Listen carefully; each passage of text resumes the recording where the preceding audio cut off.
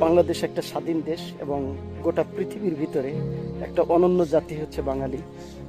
আমি নিজে বাঙালি হয়ে আসলে নিজেকে গর্বিত মনে করি।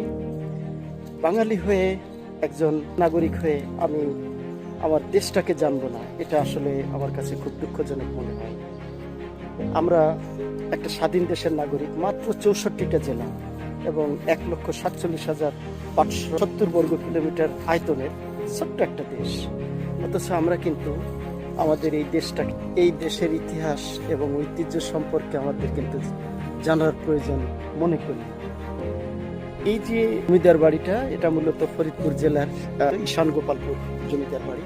একটা সমৃদ্ধ ইতিহাস। 1971 সালে মুক্তিযুদ্ধের সময় কিন্তু এই বাড়ির যারা জমিদার ছিলেন তারা কিন্তু পৃষ্ঠপোষকতা করেছেন এবং মর্মান্তিক একটা হত্যাযজ্ঞ কিন্তু এখানে পাক হানাদার বাহিনী এখানে পরিচালনা করে।